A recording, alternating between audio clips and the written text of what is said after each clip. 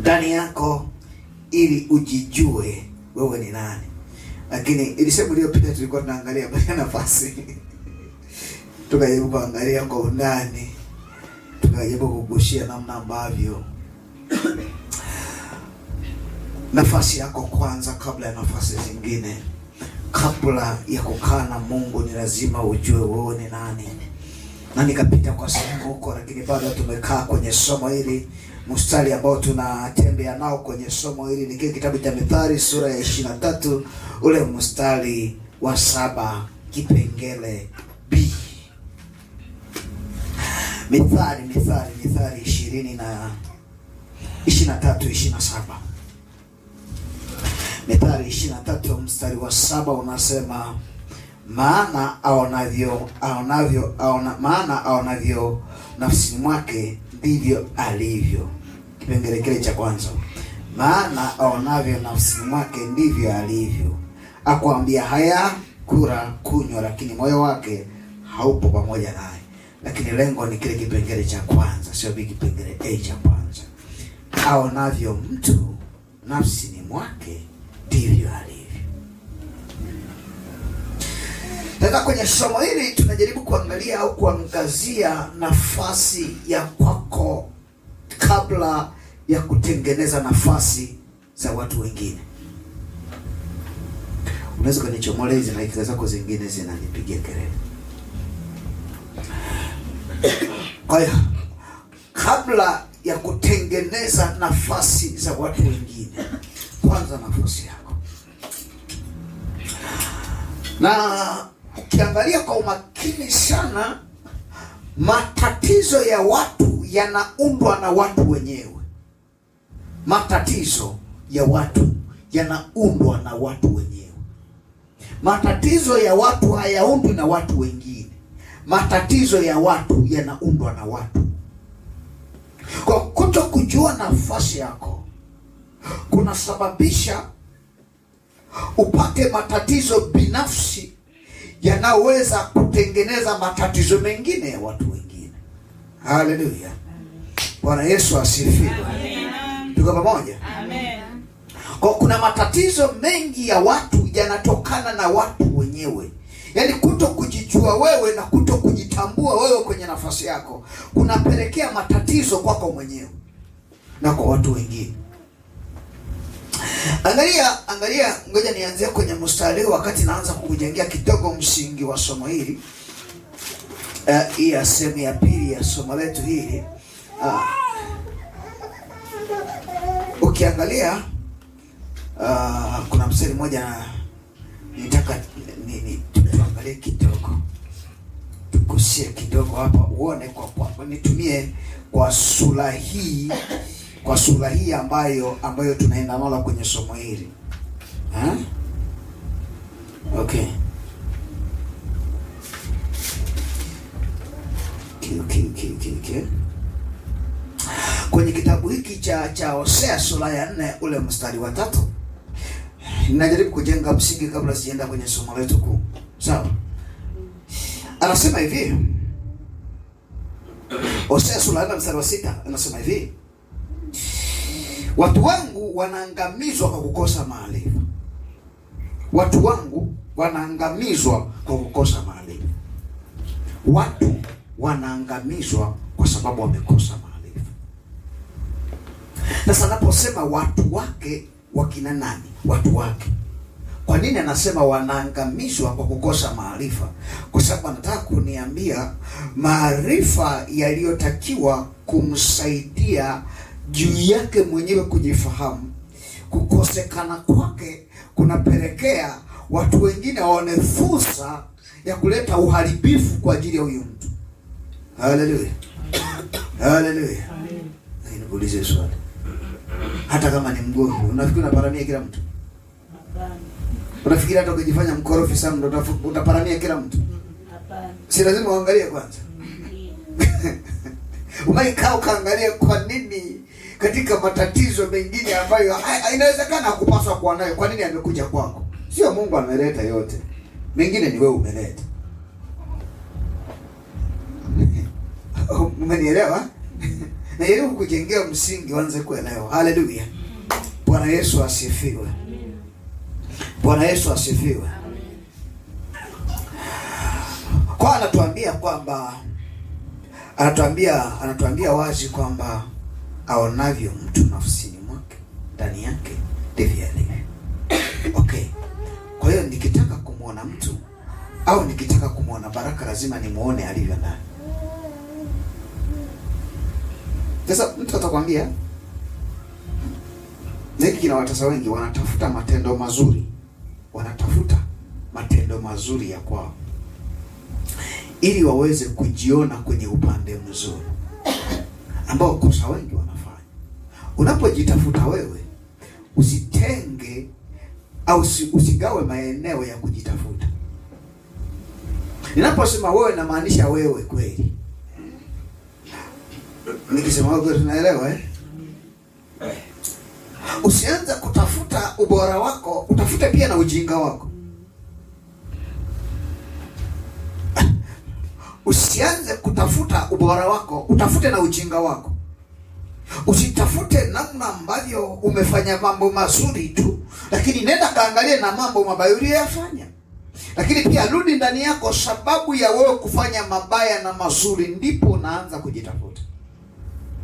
Usitake kujua kwa nini mabaya yanafanyika bila kuangalia ndani yako kwa nini umefanya mabaya.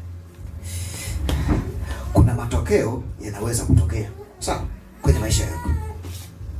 Ukitazama matokeo ukasahau kujitazama wewe, huwezi kuelewa matokeo. Na ndio maana hata watu wengi hawaelewi Mungu, kwa sababu watu wanatafuta matokeo lakini hawataki kutafuta sababu ya matokeo. Aishi ni mabaya au ni mazuri.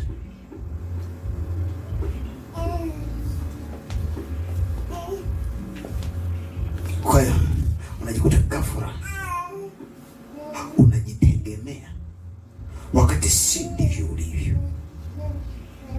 Narudia tena. Unaweza ukajitegemea wakati si ndivyo ulivyo. Haleluya. Narudia tena. Nafasi ya mtu inaweza ikafunikwa na uzoefu usio wa kwake. Kwenye sehemu ya kwanza nilikushia, unaweza ukafanya kitu ambacho sio cha kwako na hakiko kwenye sehemu yako, na ukajiona kabisa ni wewe wakati sio wewe. Kwenye sehemu iliyopita nikasema hivi, moja kitu Mungu kinamsumbua. Unapoomba, unaomba kwa kutumia uzoefu ulionao mwilini, ambao uzoefu huo haujauweka kuwa sehemu ya maisha yako. Nakumbuka nikasema Mungu anapokuja kukujibu anakukuta mupe haupo, yupo mwingine. Kwa nikasema kuna mtu ana pande mbili. Unaweza kujiona una uzoefu mzuri, una ubunifu mzuri, lakini uongo, wewe ni mdhaifu, wewe si mbunifu, wewe ni mnyonge. Unajua kwa nini? Kwa sababu ule uzoefu ulioutengeneza wa nje na sio uzoefu wa kweli unao ndani. Unakumbuka Na Mungu anapokuja kujibu anataka wewe ulipo na moyo wako ulipo. Sisi tulipitia kule. Sasa anakuja wewe na maombi yako mmefarakana, kama nakumbuka Kwa anakuja kujibu maombi wewe haupo. Kwa anakukuta wewe moyo haukuti. Okay, atajibu.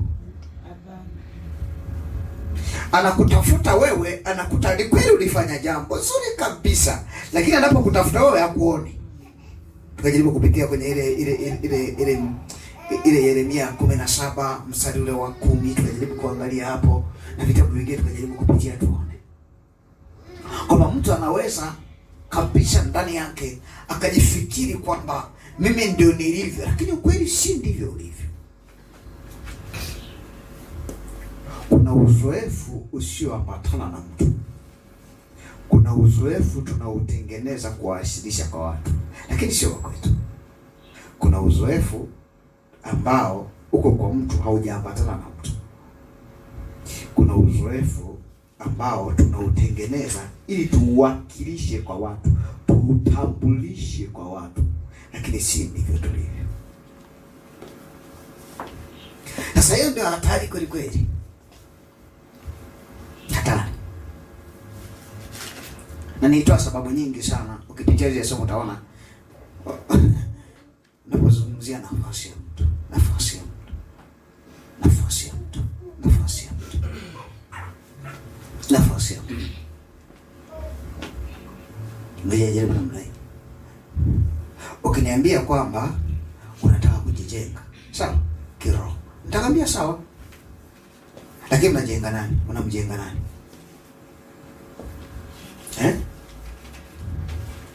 Anajijenga, sawa. Una pande mbili, unajijenga wapi? Safari nilisema vinyago, nakumbuka? Kopi. Kopi na vinyago. Mtu anapokukuta anasema kwa kweli, kwa kweli. Lakini hata wewe mwenyewe ndio unasema laiti angelijua nilivyo.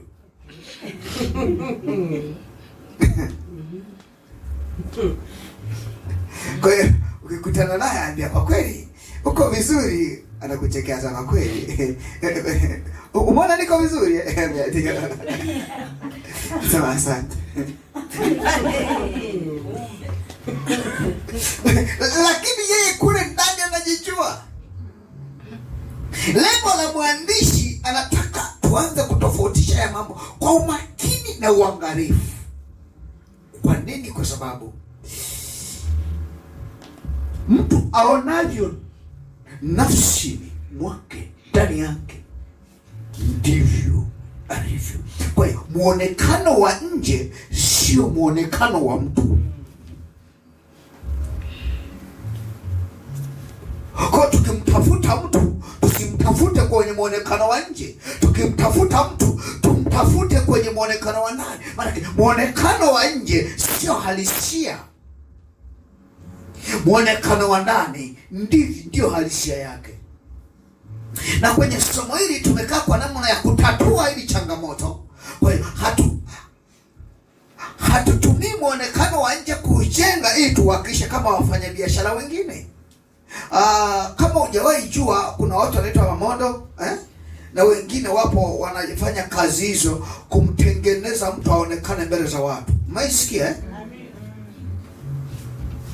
Na hata wakati mwingine kwenye masuala ya harusi wao wanatokea anakupamba vizuri na kutengeneza na staili, waseme wamepata mwanamke au wamepata mwanamume. Kila kitu anamwandalia vizuri, ngoja akimaliza pale ni mwingine, ni tofauti alikuwa wasiji.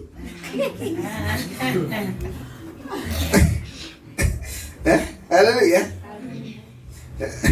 Wewe angalia hata watu hao unaoona, hata hawa wafanyabiashara wakubwa, hawa viongozi wakubwa wanaandaliwa kuanzia kusema, kutembea, hatua, kila kitu. Lakini ukweli wa kwake si ndio unaouona.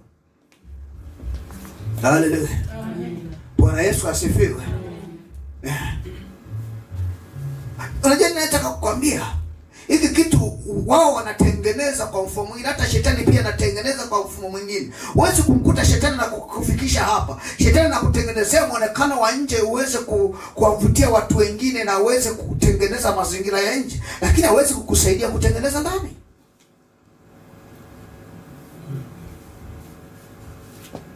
Sasa hata kama wewe unajiona ni mweupe au ni mweusi au ni maji ya kunde, lakini kule ndani ni rangi gani? Shida sio ya nje, shida ya ndani.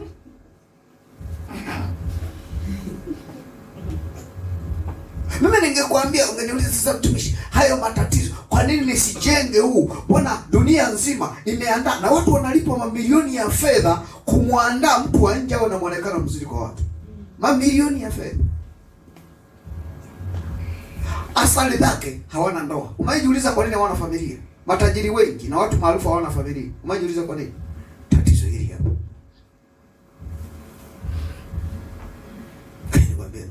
namna hii.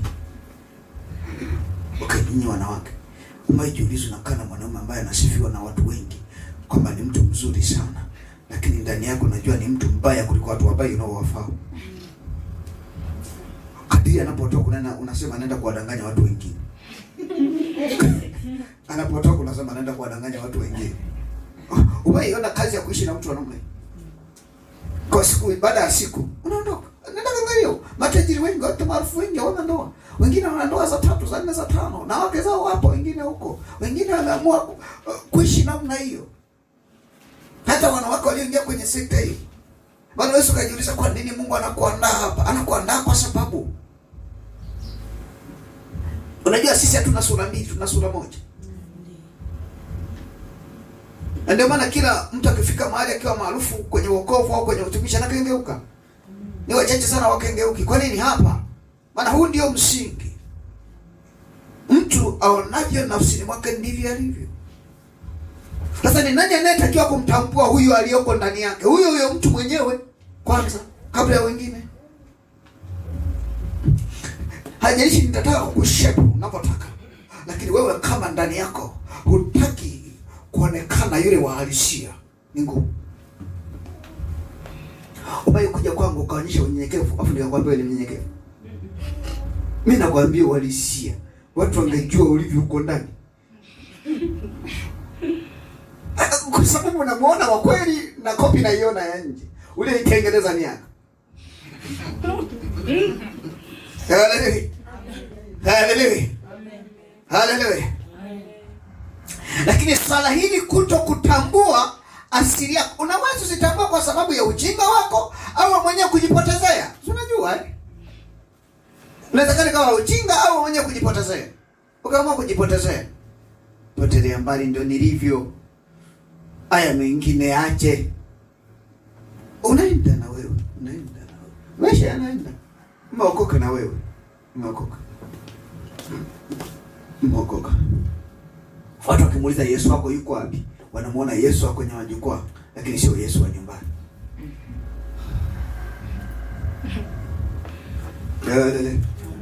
Bwana Yesu asifiwe.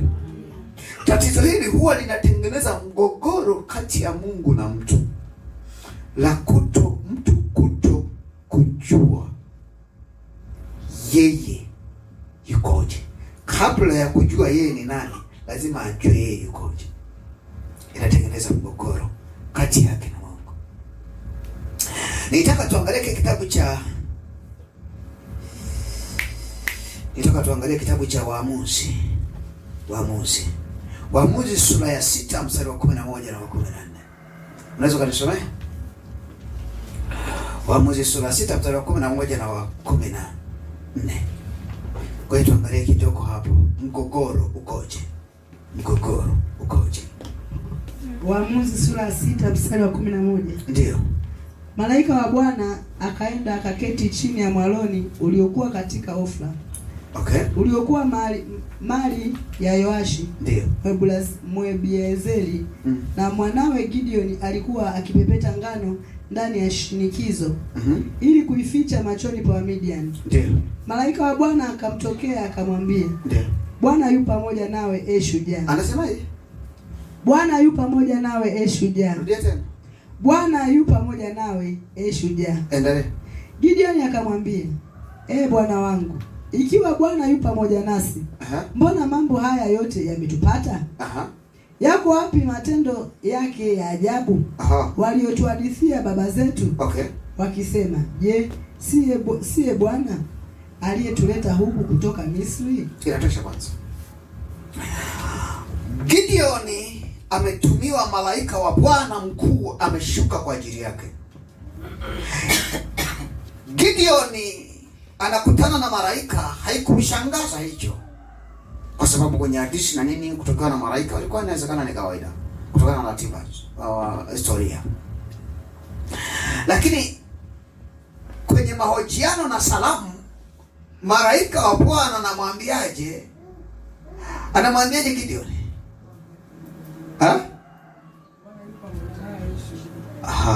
Anamwambia Bwana sio maskini, sio mtoto wa mwisho. anasema Bwana yu pamoja nawe, shujaa. Gideoni anajibu swali hilo hilo, ikiwa Bwana sio yuko pamoja nami, ikiwa Bwana yuko pamoja nasi, yako wapi matendo makuu baba zetu waliotuhadithia? Sio Bwana aliyetuleta, alifanya miujiza na kadhalika. Angalia msingi wa somo hili. Malaika wa Bwana anamwambia shujaa.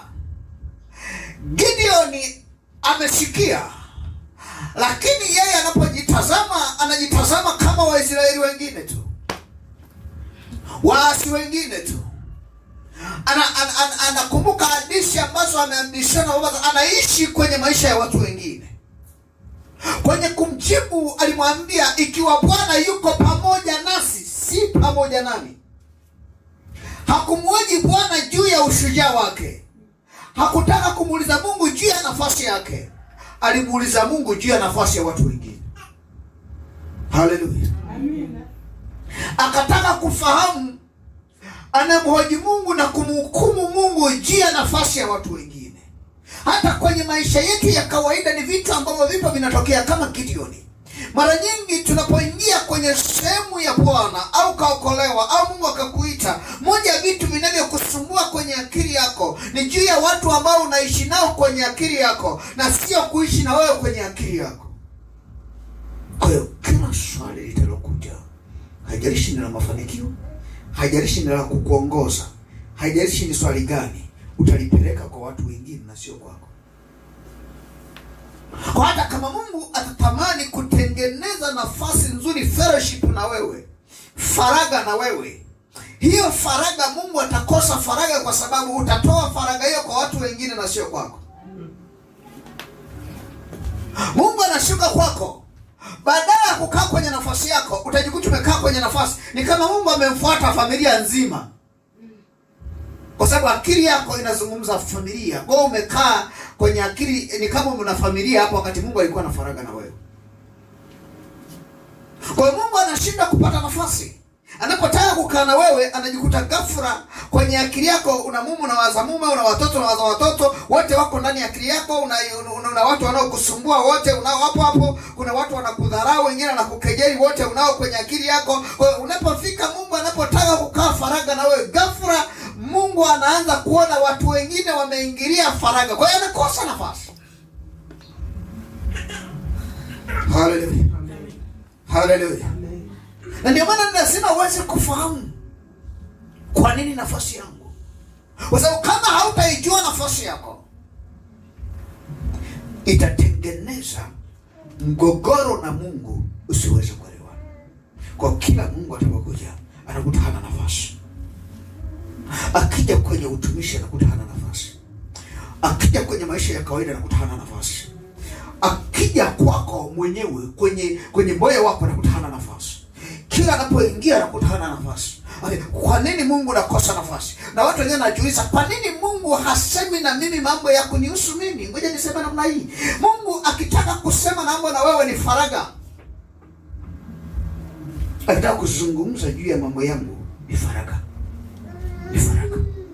Ni lazima nijipambanue, nijitafute na nijipate, ili sasa yeye azungumze na mimi na sio familia yangu.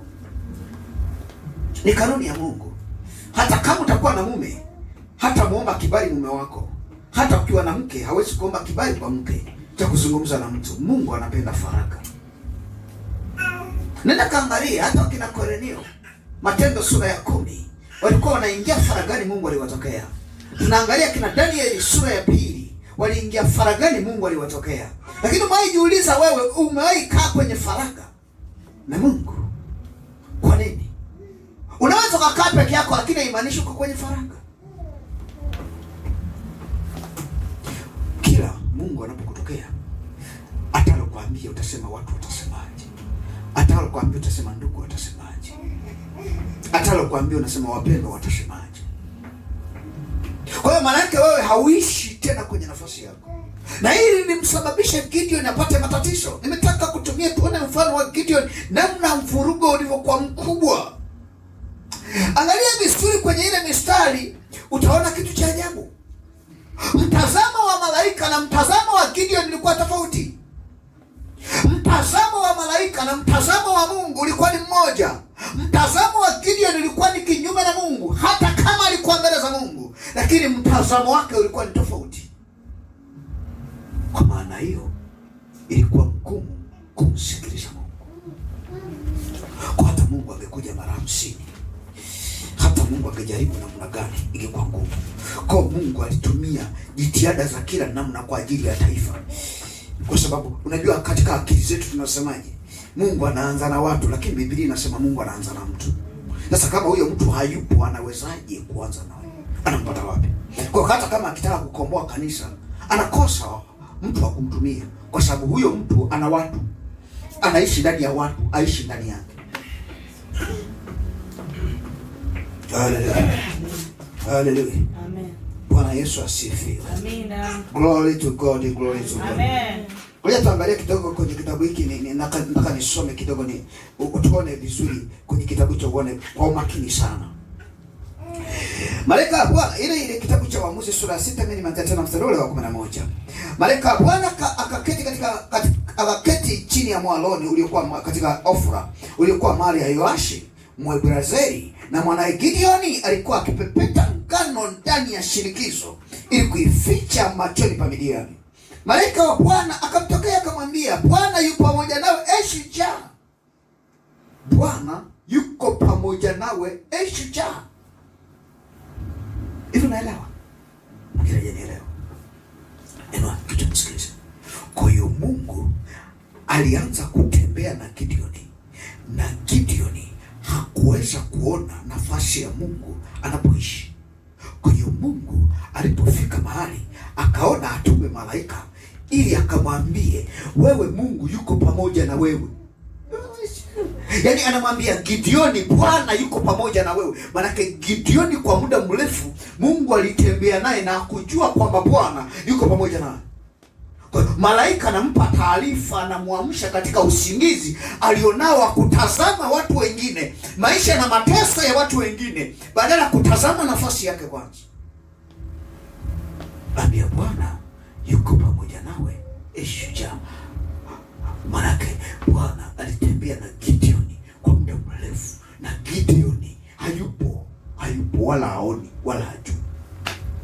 Ndio Bwana anapewa taarifa. Akumwambia Mungu Bwana atatembea na wewe, shujaa. Asema Bwana yuko pamoja na wewe. Kwa anamwamsha katika usingizi wake wa mtazamo alio nao, ili ajue kwamba kuna uwepo wa Bwana kwenye maisha yake. Baadaye kidogo tusogee mbele. Gideoni akamwambia, Bwana wangu, ikiwa Bwana yu pamoja nasi, sio nasi. Anaendelea kuhoji mambo ya mbona mambo haya yote yametupata? Anakiuliza pale, yapo wapi matendo yake ya ajabu? Anahoji juu ya ukuu na mamlaka ya Mungu na uwezo wa Mungu aliyotenda. Asema aliyotuhadithia baba zetu akisema, je, siye Bwana aliyetuleta huku kutoka katika nchi ya Misri? Hii sasa ametutupa, naye ametutia katika mikono ya Midiani.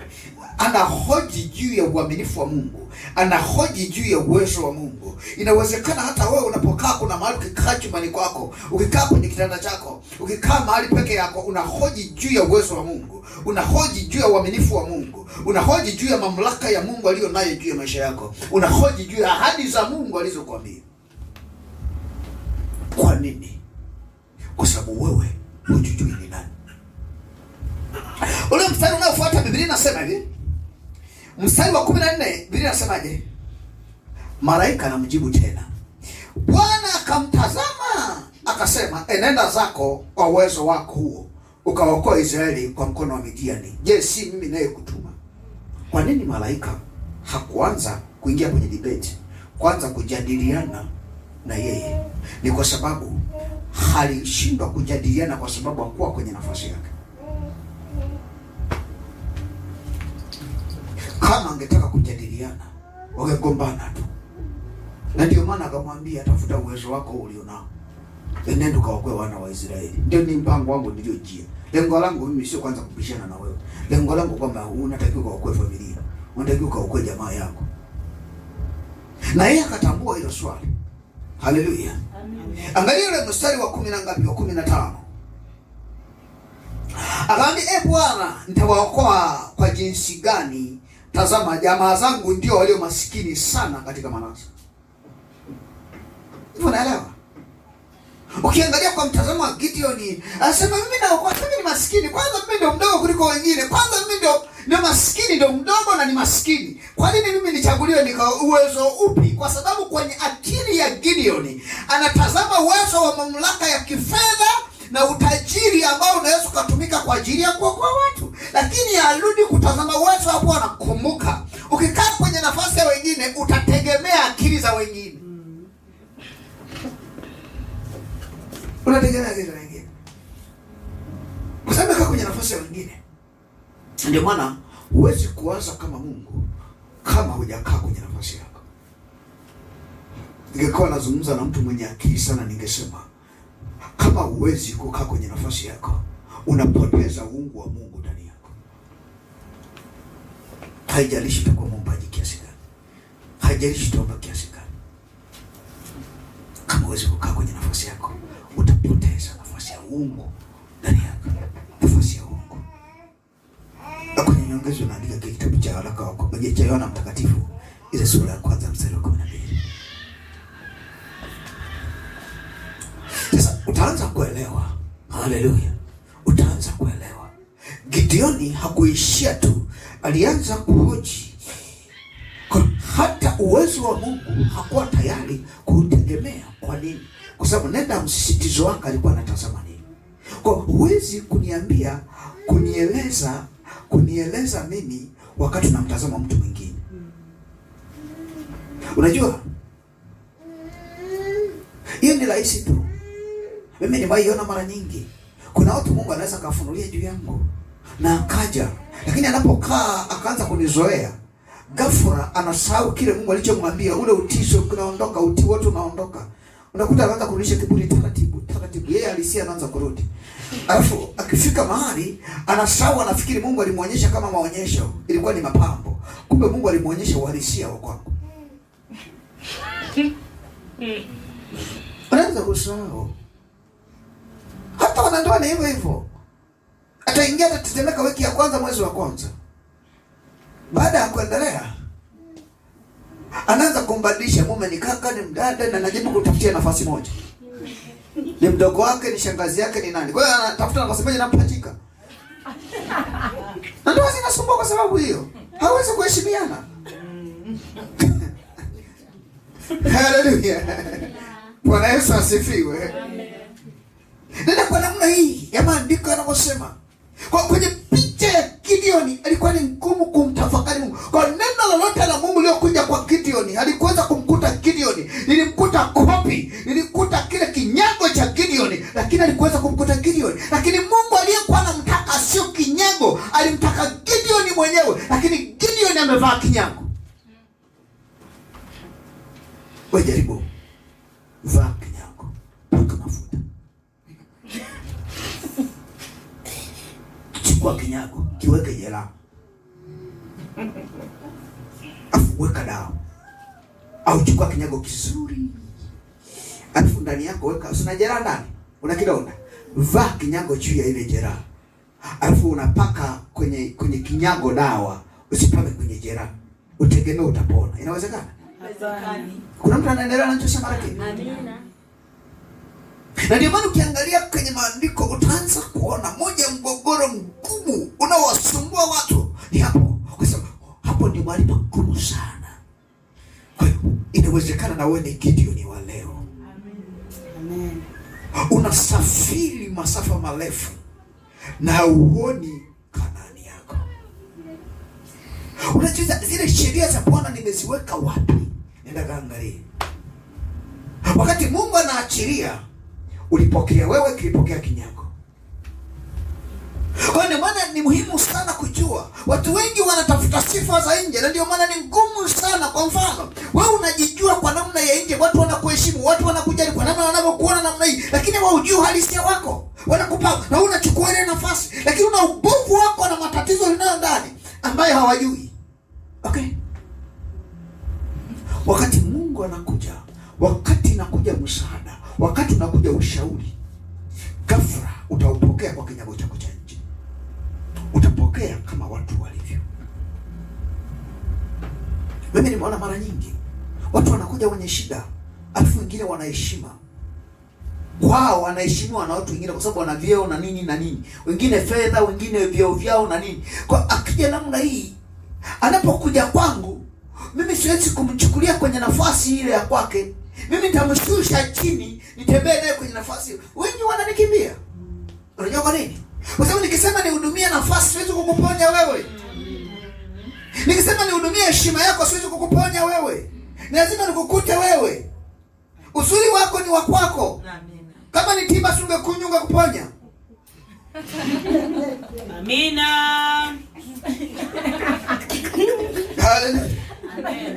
Ni maana watu wengi Mungu akinipa, akiniambia hawa watu nimekupa waongoze, wakinitazama yeye ana hela nyingi, ni tajiri, ni mtu mkuu anavyotambulika kwa watu. Akinitazama mimi sina hata baskeli, haiko tayari kutii, na mimi siwezi kukaa kwenye mafanikio yake, na mimi nitamshusha niwe chini kama yeye alivyo, na ashuka zaidi yangu. Amen. Ili tusikilizane. Hawezi kuvuka.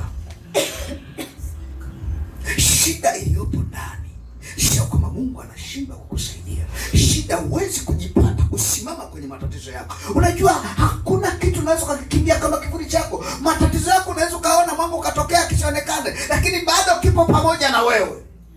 Unajua nini tunachokifanya? Kwa sababu hatutaki kuonyesha uhalisia wetu na kujitambulisha kwetu wenyewe uhalisia wetu, hatuwezi kuponya matatizo yetu. Hatuwezi. Unakutana na mtu, Mungu anakuambia akifanya namna hii, atakwambia Bwana amesema fanya namna hii. Naye anaanza kuleta ushauri wake. Mimi nakupa tiba, unaleta ushauri wako, na wewe una uelevu wako. Kama singeutumia kwanza mapema. Sikiliza. Kutokujua nafasi yako, utaipoteza nafasi yako. Utaipoteza. Utaipoteza. Utaipoteza. Utaipoteza. Utaipoteza. Watu wengi wanakengewa kwa sababu hiyo. Wanakengewa kwa sababu hiyo. Kwa sababu Mungu, unaweza kuwa na tatizo moja au mawili makubwa na yanayokutisha, yanayochafua hali yako kwa watu, sawa? Yakishapona hayo, unajiona uko salama kwa sababu kwa watu unatambulikana vizuri, lakini kwako mwenyewe utambulikane vizuri. Unakuta na sababu ya kumwacha Mungu kwa sababu umepata majibu ya kile kilichokuwa kinambadilisha kwa watu, lakini hayuko tayari kukaa na Mungu kwa sababu ya kitu ambacho kinamdhalilisha yeye mwenyewe kwake mwenyewe. Sio, unanielewa? Haleluya. Glory to God. Amen. Lazima uweze kuelewa ufike hapo. Na ndio maana ukiangalia kwenye mistari utaona mtu ni nani, mtu aonaje ndani yake, nafsini mwake. Nenda kaangalia kwenye kitabu cha Efeso. Ukisoma Efeso 2, ile Efeso utakuta kuna namna Efeso ile sura ya kwanza, kuna namna utaona anaanza kueleza kuanzia mstari wa 17. Paulo anawaambia ndani yenu macho yenu yafunguke, nini? Muone kule ndani yenu, sio nje. Haleluya.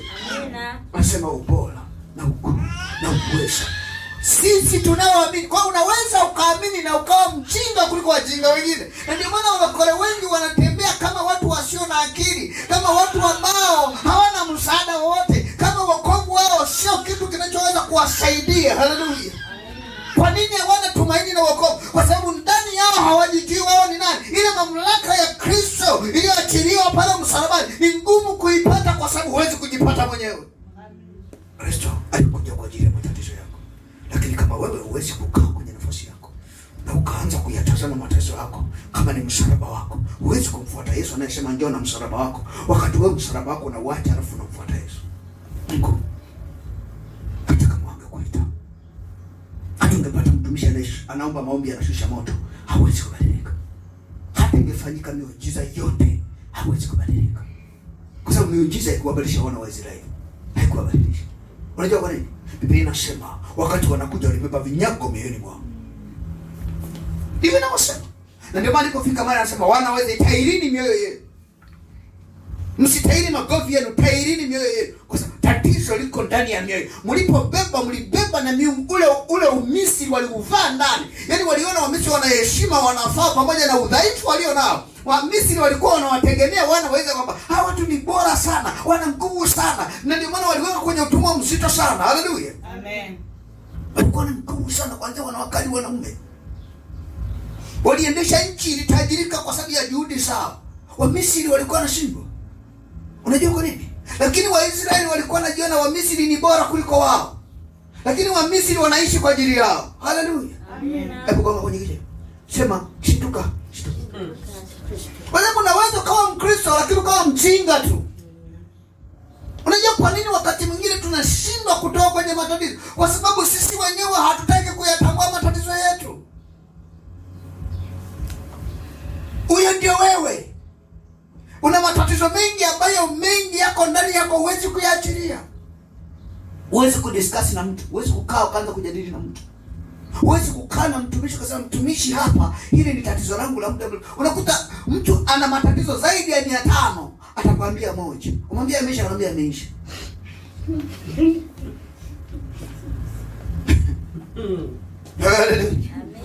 Bwana Yesu asifiwe. Unafikiri watu wangapi wamekwama kwenye nafasi? Kwa hiyo Mungu anapokuja kukuti. Kwa hiyo Mungu hawezi kupata nafasi ya kuzungumza nawe. Akija maana kaja kama wanadamu, lakini sio kama Mungu. Akija kama Mungu hawezi kuzungumza nawe. Umeiangalia? Kila unapohisi ni neno la Mungu linakuja kwako au ni ujumbe, unaanza kuuhoji. Kwa nini Mungu sasa mimi aniambie mimi haya? Sasa maswali yanakuwa mengi. Haleluya. Haleluya, haleluya. Bwana Yesu asifiwe. Amen. Kwa utaanza kuona.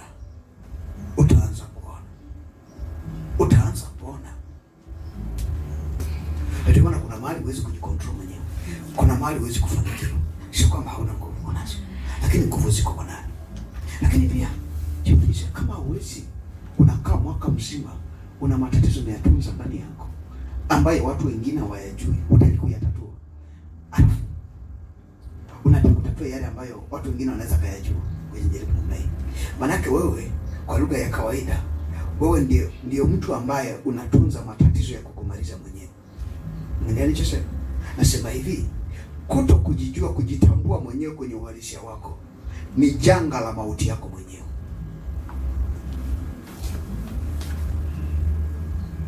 Ni janga lako mwenyewe. Kwenye umeika ukajiuliza, kwa lugha ya kawaida unakuta ni mvivu neno kusoma, ni mvivu maombi. Sawa? Haleluya. Mvivu neno, mvivu maombi. Alafu nachoka kukaa kwenye maombi. Umeika na wenzako kujadili juu ya hilo, kwa jamani mwenzenu ni hiki na hiki na hiki. Okay, ukakaa tukamkaa mnajadili juu ya matatizo yako. Wale kwa wenzako mnaoomba nao. Umeika na mnaia. Ukaanza kujadili. Sasa Mungu anawezaje kukutoa kwenye tatizo ambalo wewe mwenyewe unalipenda? Mungu hawezi kukutolea tatizo ambalo umeweka kama ni mfuko wako. Angalia.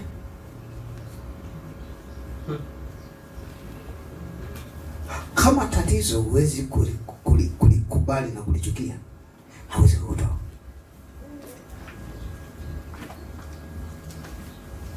Isaya sura ya 6. Ukisoma tu mstari nafikiri watu kwanza ni wa 6 pale utasoma mwenyewe kwa muda wako. Isaya katika maono anasema alipokufa mfalme Uzia alimwona Bwana ameketi juu, ameendelea kueleza. Alipokaa anasema alipotazama namna hii akaona ukuu wa Mungu, akasema ole wangu, maana macho yangu yamemwona Bwana mtakatifu wa Israeli, na mimi na midomo michafu. Unaelewa? Akaanza kujieleza namna udhaifu alio nao. Hakumwambia Mungu, anajisikitikia yeye. Biblia inasema malaika katumwa na kala moto lililotolewa madhabahuni, akaweka kwenye kinywa chake, akasema hili limekutakasa. Haleluya. Amen. Alijutia dhambi yake. Umeika ukaangalia namna ambavyo wewe mwenyewe, kwa sababu huwezi kutaka kujijua mwenyewe, kujiweka wazi kwako mwenyewe. Na ni ngumu sana kujitengeneza mwenyewe. Hata Mungu angejaribu hawezi. Itakuwa kama ni mfuko uliojifungia mwenyewe. Haleluya. Haleluya, haleluya. Glory to God. Amen. Unanielewa ninachojaribu kukwambia? Ili kwa mfumo uanze kuelewa. Usiangalie wengine wanasema nini. Angalia wewe mwenyewe ukoje. Unajua kuna wakati kuna matatizo tunaona na udhaifu tunaona na tunaupuzia. Sawa? Unajua ni mambo ya kibinadamu. Unajua mimi ni mwanadamu bwana. Siwezi kuwa mkamilifu. Nitakuuliza swali. Mungu alitengeneza mtu mkamilifu msalabani Edeni au alitengeneza mwenye magonjwa, mwenye madhaifu? Mkamilifu. Udhaifu ni mmoja tu ulionao. Nao ni kwa ajili ya kusudi la Mungu. Lakini sio madhaifu mengine mnayosema. Huwezi kuwa na nafasi, wewe ni mwanamke, huwezi kuwa na nafasi ya mwanaume, na mwanaume huwezi kuwa na nafasi ya mwanamke. Unaelewa? Hii ni moja tu Mungu aliiweka. Lakini mengine hivi vyote Biblia inasemaje? Walipewa mamlaka sawa, mwanamke na mwanaume. Kitabu cha Mwanzo sura ya 1 mstari wa 26 na 28. Inaeleza wazi tu. Akawabarikia, akawapa mamlaka wakatawale samaki na bahari. Wakatawale, haijaandika katawale, wakatawale. Kwa unapofika mahali ni lazima ujitafute. Na mbaya zaidi ni kwamba matatizo tulio nayo limekuwa ni pengo au ni milango ambayo shetani anayatumia kwa ajili ya kutuangamiza au kutushambulia. Narudia tena. Yale matatizo unayoyafuga, ule uhalisi yako mbovu umekuwa ni mlango wa shetani sasa kwa kushambulia. Kwa sababu shetani anatafuta udhaifu wako. Ndio ninasema. Ukiangalia Wakorintho wa pili ile sura ya 2 mstari wa 11, shetani asije akapata kutushinda kwa maana tukosi kujijua fikra zake. Sasa wewe nenda kaangalia kule kwenye kitabu cha Efeso sura ya 6 mstari wa 11 na kuendelea, kule anasema tusipinge hila za shetani. Hila za shetani.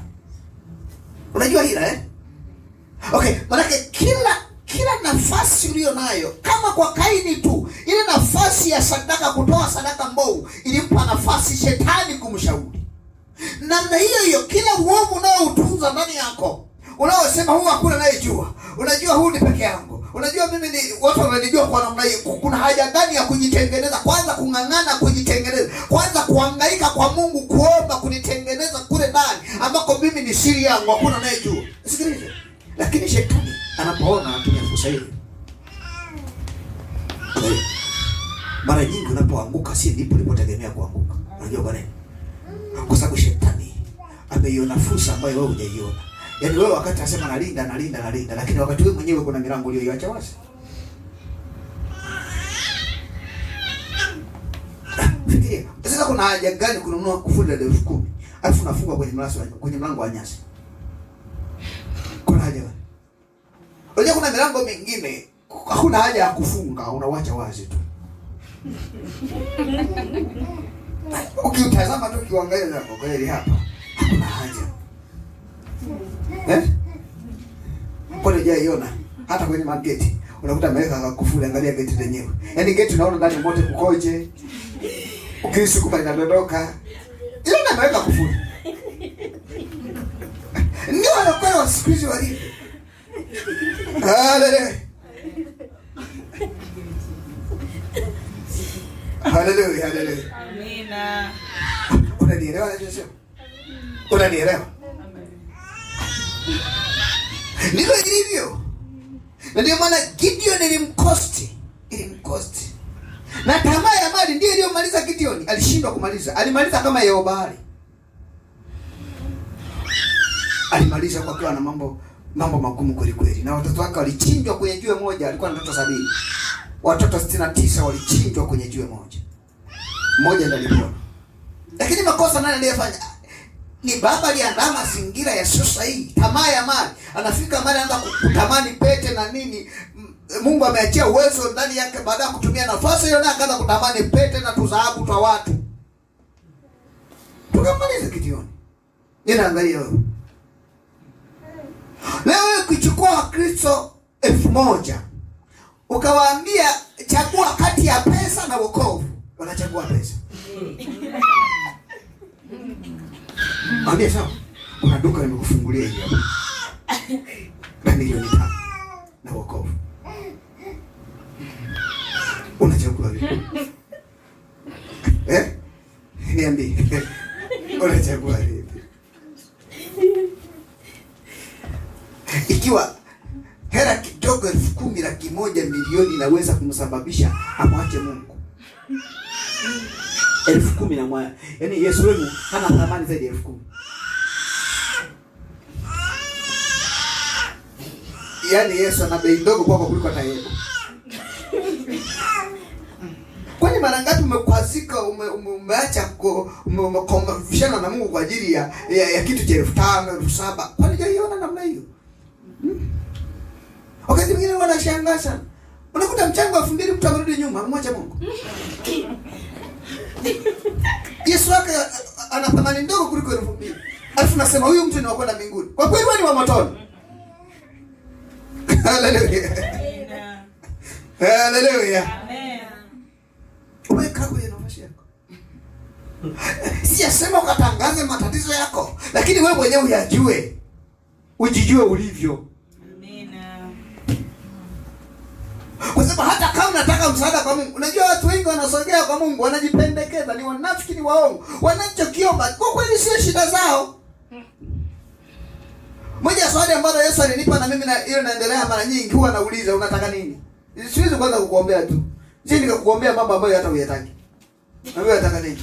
Kwa hata kama na matatizo mengi, mimi nitashughulika lile ninalotakiwa kushughulika, mengine utajua mwenyewe. Kwani umeniletea hayo? Kwa umesema naomba kifadhili, nitakupa dawa kifadhili. Sasa unajua na nini? Wewe umeona hiyo? Hakuna shida. Wewe jaribu nenda kwa daktari, umwambie naomba, anaambia inahitajika sindano, anachoma matakoni. Ambia sasa daktari, sasa sindano matakoni hapana. Basi siji tena, naondoka. Anakuwa tunaenda. Wewe unakulazimisha. Sitaki kuwa sasa sindano ile tuchome, lazima tu uvue nguo. Unasema hapana. Unajua huwezi kuchoma juu ya nguo. Huwezi kuchoma juu ya nguo.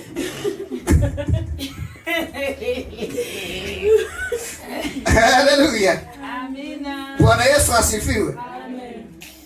Hebu nenda kaangalie kule ndani. Kaangalie mishingi yako. Kaangalie. Kwa sababu huwezi kufanya maamuzi juu ya maisha yako ikiwa wewe hujijui wewe ni nani. Huwezi kufanya maamuzi juu ya maisha yako ikiwa wewe hujijui ni nani.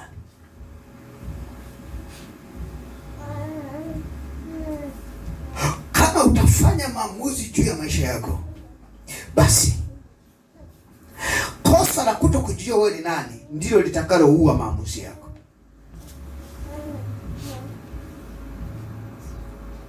Kama utafanya maamuzi bila kujua wewe ni nani, ile kosa ulilofanya la kuto kujua wewe ni nani ndilo litakaloua maisha, huo mpango wako, hayo maamuzi ya maisha yako. Ndio maana kila siku tutakuwa tunasema nimekosea, laiti ningelijua, laiti ningelijua, laiti ningelijua. Kwa sababu hiyo Methali 29:18. Methali 29:18. Pasipo maono watu waache kujizuia. Anaiyashikia sheria ya Mungu.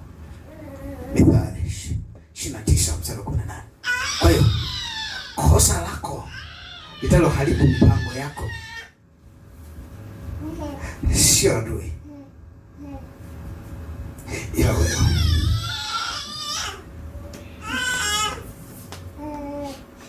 Haleluya. Unaweza kufika mahali ukampenda mtu, tafikiri utapenda mwingine. Alafu siku nyingine unakuta unapenda mwingine. Ndio tatizo liko hapo. Shida liko hapo.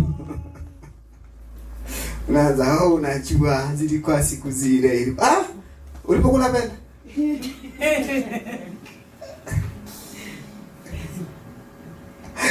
Unapokuja kuchagua vitu vyako, vichaguki unafahamu wewe ni nani.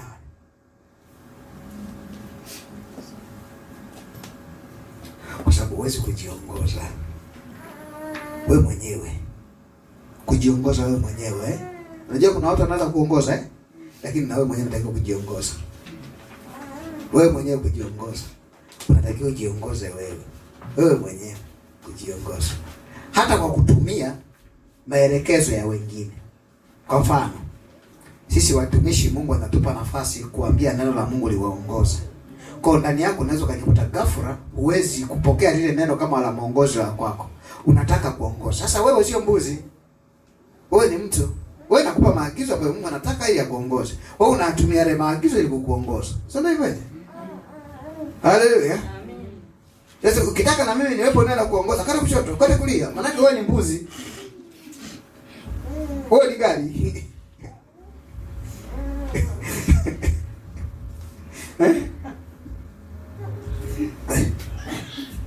Haleluya. Haleluya. Amen. Kuna mahali unatakiwa wewe mwenyewe uanze kujiongoza. Ukipambana na usumbufu wako mwenyewe. Ukipambana na tabia zako mwenyewe. Wewe mwenyewe kwanza. Sio wengine. Kwa ni lazima utenge, uanze kujitambua, uanze kujiona, uanze kujilinda mwenyewe. Ufike mahali uanze kujiwekea mipaka mwenyewe kwamba hili hapana, kwa hili nimepewa hili Kuna wengine anasema Baraka amesema, sio mimi nimesema, ni Bwana amesema. Hutaki acha, unataka kaitumie. Au na wengine watii wakiniona namna hii, wakiondoka. Bora ya mbuzi. Nguruwe. Mchungaji hayupo. Haleluya. Umesikia nilichosema? Baada ya kujitambua, jifunze kutengeneza mwongozo juu yako. Hata kama hujajitambua, anza kutengeneza mwongozo juu yako. Kwanza kujiongoza kwanza mwenyewe. Kwa sababu hata kama wengine watakuongoza, ni wengine. Si unajua Ni wengine. Mimi hatulali pamoja, mimi nalala kwangu, nalala kwako. Mimi naishi kwako, naishi kwako.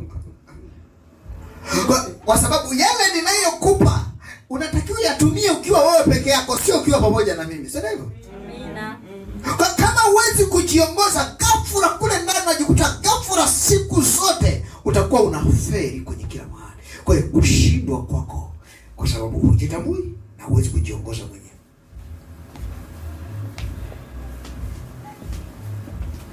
Kujitambui na huwezi kujiongoza.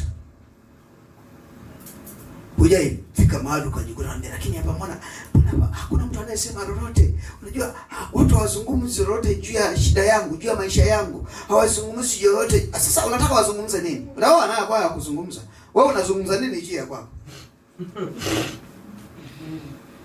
Yesu anauliza watu, ananiambia nani? Wengine wanasema, nyinyi mnasemaje?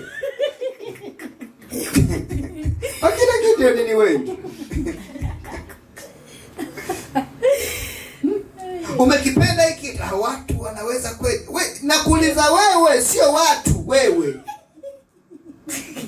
Uko tayari kwenda? Unajua watu watasema, wewe uko tayari kwenda au watu? Mimi siwahitaji watu, nakuhitaji wewe.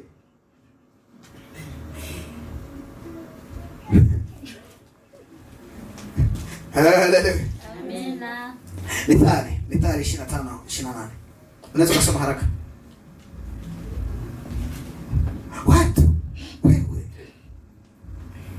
Mithali 25. 28 nasoma.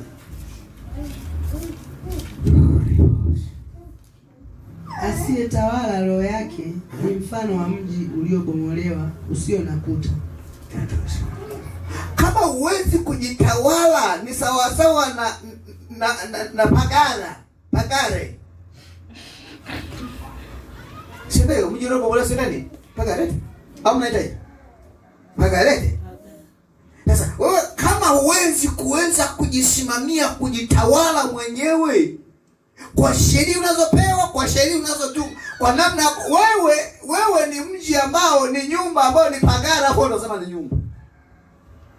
Unajua ndiko kwa nyumba. Wewe nimekwambia unafunga kufuri kwenye nyasi. Sasa unanunua geti la 300 unaweka kwenye pagani.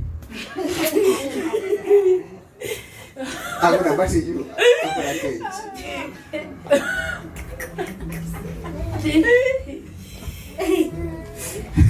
Nisikilize. Hakuna maamuzi yanayoweza kuwa maamuzi kama hayajatoka kwa mwamuzi. Hakuna maamuzi yakawa maamuzi kama hajatoka kwa mwamuzi. Sasa wewe huwezi kujitawala mwenyewe, utamtawala nani? Huwezi kujitawala mwenyewe. Ndio wewe, kuna wakati mwingine unatakiwa kujizuia mwenyewe, ujikemee mwenyewe, ujipige mwenyewe. Umajipiga mwenyewe. Umaichonga fingo kwa ajili yako mwenyewe. Wewe mwenyewe unajikubali wewe hata vile ulivyo sawa. Okay. Unawezaje kusimamia wengine? Mtu asiyeweza kutawala au kujitawala hawezi kutawala wengine. Si tu hawezi kutawala wengine, lakini huyo mtu ni hatari sana. Hahitaji kuwa na familia, anatakiwa peke yake tena porini, asiwe mbele za watu.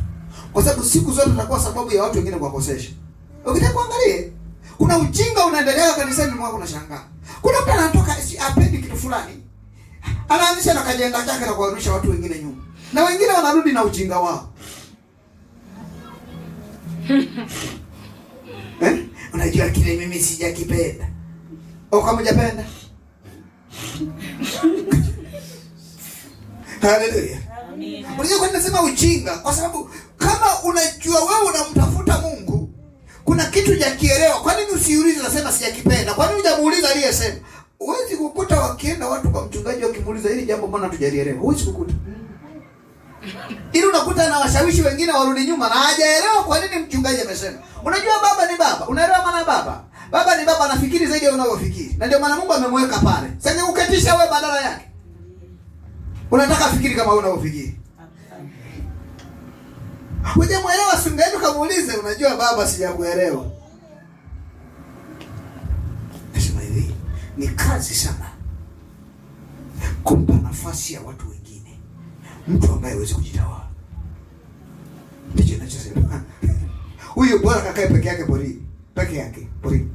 Kwa sababu kila kikaa kwa watu atakuwa sababu. Ndio nimetolea mfano huu. Wapo Wakristo wengine kazi yao kwa sababu ya ujinga wao, hasomi Biblia, haombi, yupo tu, hakuna anachokifanya. Lakini nasikia lile siyapenda. Lile si anashawishi wengine kurudi nyingine, na wengine na upumbavu wao wanakubali kurudi nyuma. Kwa kweli lile sio zuri. Umeenda kumuuliza, kwa nini?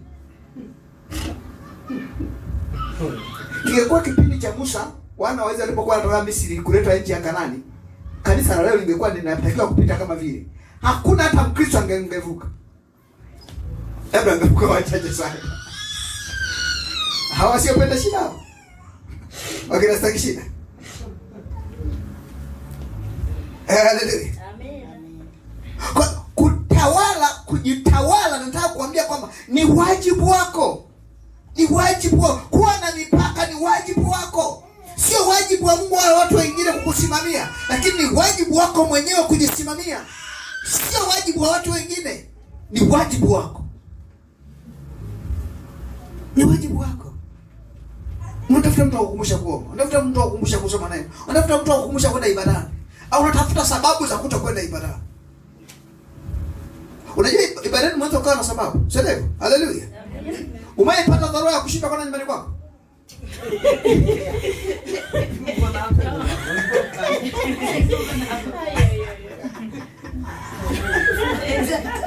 Lakini unapata dharura kwa ajili ya ibada. Roho yako utaiweka shambani kwako? Hivi kanisani na nyumbani kwako wapi bora? Kanisani.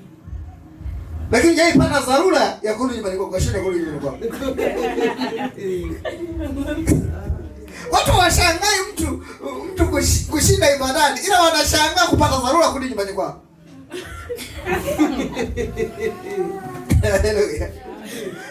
Umeipata matatizo ukakimbia nyumbani kwako? Unakimbilia wapi? Kanisani. Ukipata matatizo ukiwa na huzuni nyumbani kwako unakimbilia wapi? Kanisani. Kwa nini hujakimbilia kwa nyumba yako? Kwa nini hujakimbilia shambani?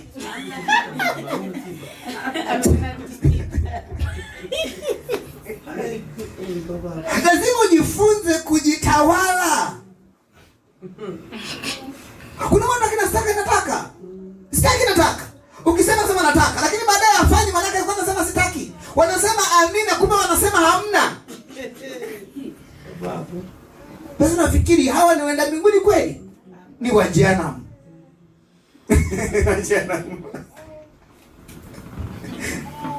Hebu fikiria. Hebu waza mwenyewe.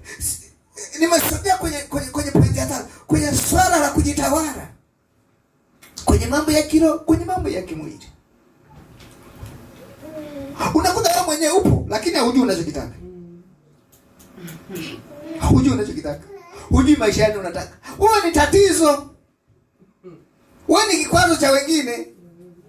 Niliwaambia hata kama chombo ni cha dhahabu, lakini kikikaa kisipopaswa kukaa, ni uchafu kuliko chombo cha plastiki. Biblia inasemaje? Sinasema ni hatari kufunga pete ya kwenye mpua ya nani? Ya nguruwe. Ya dhahabu. Ndizo sio na wewe. Kwa haijalishi Mungu atataka kukupa nini. Jambo la muhimu ni lazima uweze kujitawala. Umesikia? Hadi kwenye muda hauelewi saa ngapi ufanye nini, upo tu. Ukikurupuka tu. Hauna mapatano, hakuna, hujaitimiza ahadi. Ni kawaida tu. Unaweza kupoteza muda na usijali. Unaweza kupoteza masaa 2, 3, 4 na usijali, kwaona ni sawa tu. Ni sawa tu. Umelala masaa 2, upo tu. Upo tu. Ni kunyenyesha kama nguruwe na kulala.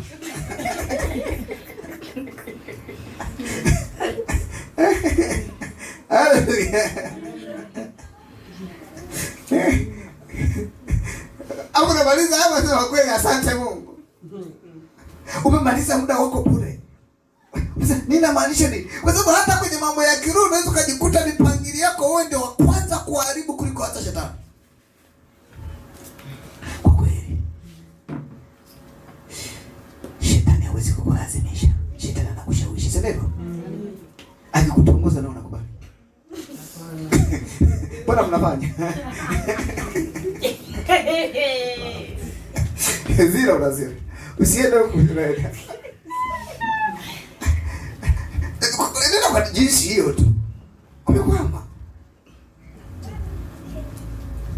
Kwa nenda kaangalia. Kwa jinsi hii ukiangalia mtu mwenye nafasi hii, nimesema hafai kuwa na familia. Hafai kukaa kwa watu kwa sababu atakuwa kikwazo cha watu wengine. Unajua Mungu kupanga maendeleo yanaanza kuleta mawazo yake ya hofu. Haleluya. Ni hatari sana. Hao watu ni hatari sana. Na ndio muda maisha. Ni hatari sana. Ndio nakusaidia hapo. Kwa hata mwenyewe ukijiona namna hii, jichukie, jifunze kujitawala. Wewe sio tractor, wewe sio gari, wewe sio punda, wewe ni mtu. Haleluya. Nitamani kupita kuna vipengele vingine Mungu atatusaidia, tutasogea mbele ya somo hili tunalofuata. Lakini kwa leo nataka tufikie hapo kwanza. Unaporudi nyumbani, tafakari. Mnaisikiliza kwenye WhatsApp, kasikilize kurudia na kurudia. Shika.